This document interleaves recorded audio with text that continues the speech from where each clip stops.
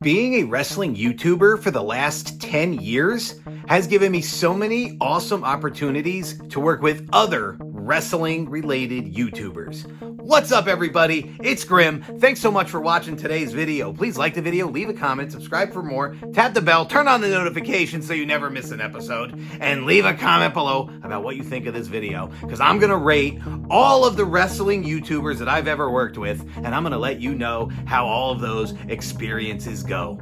And we're going to start with everybody's most hated wrestling YouTuber of all time in the history of our sport, and I know all of his trolls are going to be down in the comment sections. I'm going to read them all, don't worry.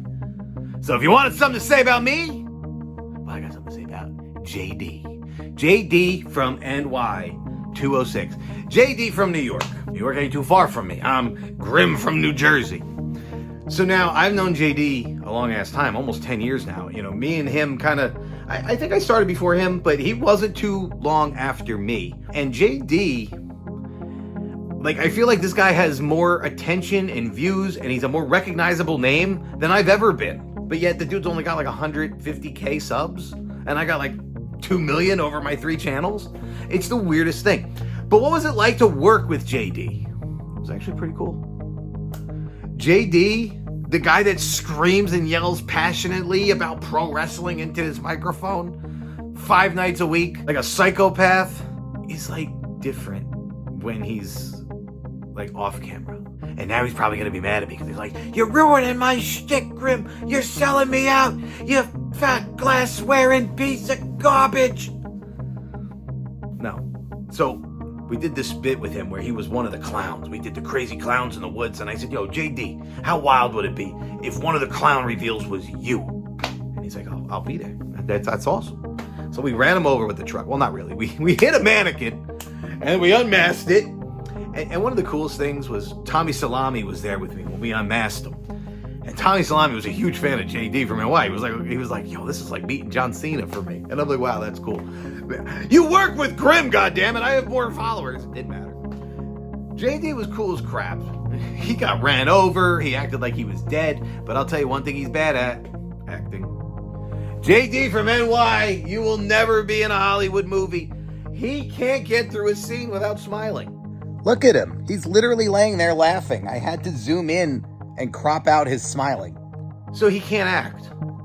So that's how you know all of his insane rants and stuff is real. Because if he's laughing and giggling like, "I can't even say that Rhea Ripley was garbage. I can't even say it. I can't." Because that's how he would be if he was pretending. Because he got ran over by a car and he was smiling. I powerbombed this guy, a different episode. I powerbombed him through a table. He was laying there laughing. "Are you having a good time, JD? I slammed you through a table. Is this fun for you?" Good time, though. So, rating JD. What's it like working for JD from NY? I can tell you, the guy's crazy, like me. He's a professional, like me. He's fun, like me. And he's nailing it on YouTube wrestling, covering it and making money. He's doing a great job. So 5 asses up for JD from NY. Y'all thought I was going to hate him. Y'all thought I was going to talk crap. Well, I did. He sucks at acting. I would say that Emily Saxon is a wrestling YouTuber, right? She does videos about wrestling a lot. She covers wrestling a lot. And it's always a pleasure. It's always a good time. It's always fun. So why not 5 asses up? When I got to work with Emily, I thought the video that we did in June would be out, Emily. So I know she's watching this right now too. So Emily, my rating for you is not going to be 5 asses up now because I've been waiting for months. Me and Emily recorded this amazing video back in June for her channel of me teaching her how to become a pro wrestler. And I thought this was great. I was like, people are going to see me on your channel, which is going to introduce me to an audience, which I need. And people are going to see that, wow, Grim really knows what he's doing in wrestling, because people think that, like, I don't. Like, even though I've made money for 10 years in wrestling, I clearly don't know what I'm doing in wrestling. So I was really excited for this video to come out. So you lose a whole ass, Emily. You would have been 5 asses up. What's it like working with Emily? She's wonderful. She's such a great person. And she knows so much stuff. Like she's like that IT tech person. My brother did like a 48-minute vlog video with her explaining how to make money on TikTok. Like, she knows this crap and teaches me. So I appreciate it. So I'll give you the extra ass, Emily. Now you're back at 5. But put out that wrestling video. I want to see it, damn it. It's a good vid. And the next person that I'm going to review, I know a lot of you don't like, Ryback. And you're like, wait, he's a wrestling YouTuber that I worked with? Yeah. I got to be interviewed on Ryback's podcast.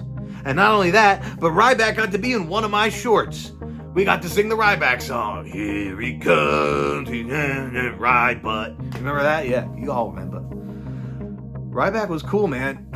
I wanted to go out to Las Vegas, and I wanted to do food reviews with him and stuff, and we didn't get to, and I thought I was going to. And then I hit him up when I got out there, and he's like, I'm kind of busy. So for that, he loses an ass, because I was looking forward to working with him. But other than that, working with Ryback was awesome. I thought it was great that he interviewed me on his podcast. He didn't have to do that. He had me on. Thank you. Great. And working with Ryback at the convention, he told me these stories, and we were recording it, but like it was really like off the record stuff that I don't ever want to put out. So I'm not going to do that, you know, but he did say some funny things. He told me this whole story about like this fight he had with Kevin Owens about going to the gym, which, you know, again, Ryback was cool, man. So working with him was awesome. 5 asses up for Ryback. I know, you guys are in the comments, you're like, Grim, you're just giving everybody 5 asses up. You liked everybody. Well, these were good people to work with. And that's what I'm rating my experiences. And these were great people to work with. Why would I give them any asses off if they were not good people to work with? But I will tell you about somebody who wasn't good to work with. Attack Slug. Attack Slug comes over here once a week to do Perplexing Pixels. And I sit on a couch with him and I play these video games with him. And he brings over the most stupid games that I hate. Like Red Dead Redemption, Fortnite, The Last of Us. And I have to play these games on his channel. And I'm just like, I don't like this. Give me Mortal Kombat. Give me Mario Kart. Give me WWE or AEW. You dumbass. You scrawny size of my leg, worm of a human being, comes over here with his bad attitude, complaining about his video games. Oh, my life's so hard. I had to play a video game for 8 hours just to figure out how to unlock this one little thing so I can make a video about it that nobody's gonna watch. Shut the... I'm gonna put you through a table, Slug. 5 asses down. That's my experience with his scrawny ass. Who's another wrestling YouTuber that I can work with? Jimmy Controversy. He's a wrestling YouTuber. He's got a channel. He's been making YouTube. Nobody wants to hear about him. 30 million asses down, Jimmy. You know who you guys want to hear about? Real wrestling YouTubers I worked with, like Wrestling with Regret, right? Brian Zane. Now Brian, again, this is not going to be a 5 asses up experience. I don't have any heat with Brian, but what an experience. So, all right, he invited me to be on this panel at this live show that he was going to do. Right? And it was like, we're going to answer questions. I felt like a Comic-Con type panel thing. Like, this is cool. And it was all the wrestling YouTubers. Steven Larson, Adam Blampied, you had Mafu Greg, Joe Cronin. This was a motley crew of wrestling YouTubers. I got to be on this panel, and I was like, they all talk wrestling like super serious. And I talk wrestling like a goofball, like a normal, like you guys, like we're fans, you know what I'm saying? So it was like, they're sitting there and they're like, well, you know, the booking goes right. You get the fan interest. You have to build them up with... So he puts me on this panel. It was a cool experience to meet all of these people, you know, and you get to talk about wrestling with all these people. So thank you for that, Brian. You get a lot of asses up for that. But then all of a sudden, he's in this war with some loser, Kevin Scampy or something. And this guy's like threatening to show up and kill him, trying to get the venue shut down. And it was like a miserable experience that this like threatened, stalker, jealous YouTube clown is like trying to ruin the show for Brian. And I'm like sitting there and I'm telling him, I'm like, yo, I'm not worried about this guy. And he's like, Grim, you don't understand, he's gonna show up and kill us. And I'm like, no, you don't understand, I will murder him. Like, what are you stressing? You know, like, dude, calm the hell down. So, like, that anxiety from him was, like, really off-putting to be like, ah! I was like, I don't want to deal with some dude who's showing up to kill you at your show. I want to have a good, you know what I'm saying? And it wasn't anything against Brian. Like, it's not his fault. It was just he was freaking out. And justifiably so. You know, if I was the size of my leg, I'd be scared too. But I wasn't scared. You know what I'm saying? So it's hard to have sympathy when I wasn't scared. You know, I guess that's what I'm saying. So I guess I'm being a jerk. I'm the worst. I get 5 asses down. No, I'm just kidding. But no, I wasn't afraid, you know. And then it, like, the panel got off the rails, and it was really fun. And I was acting like a jackass because that's like what I do, especially in that. That was my jackass era. But Brian was cool as crap. He wasn't like mad or anything. I thought he was gonna be pissed. I was gonna be like, "Crib, what the hell was that? You freaking maniac!" But no, he was like, "Oh, dude, that was fun. That was good." I was like, "Thanks, dude. I got to wrestle. I got to beat up JD from NY again." Anyway, all right. So for Brian, 2 asses up because of anxiety. Gives me anxiety. All right. So Joe Cronin, that's another wrestling YouTuber, right? You guys all remember Joe Cronin? Yeah, me neither.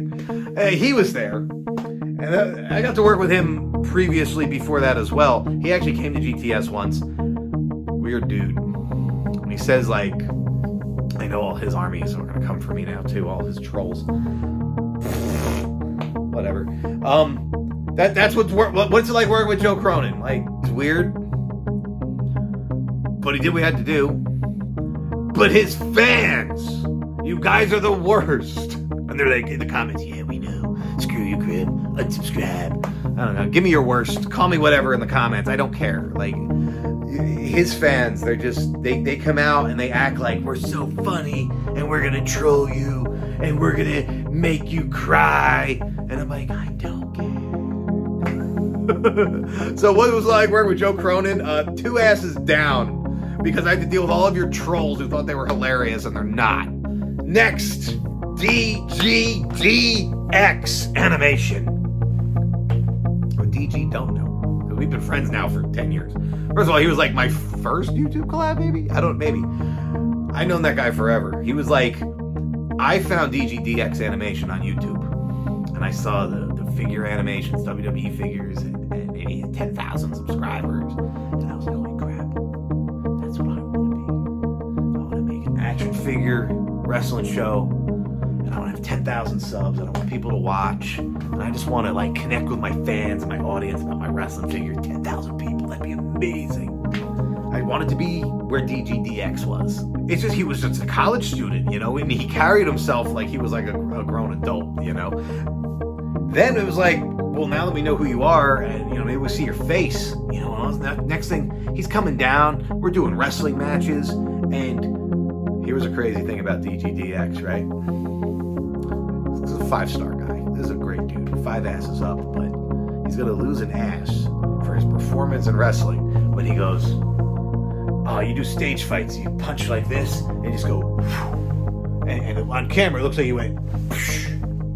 And I said, "That's stage fighting. That's for a movie." I said, "This is pro wrestling. We really hit each other." He's like, "No," and I'm like, "Yeah." He's like, "We're gonna get hit?" I'm like, "Yeah." I'm like, "No, I'm not doing little whiff punches." That looks fake. Real fake. No, this is pro wrestling, bro. We hit. Wham. Wham. And you gotta take it. Terrifying. And it took a long time to film that match. So, he loses an ass. Because he made us take forever to film that match because he wanted to do stage fighting. DG, what were you thinking? But no, dude, he's seriously an awesome person. I've been working with him forever, and I appreciate the hell out of him. And it was a real fun time working with DG. For you, DG.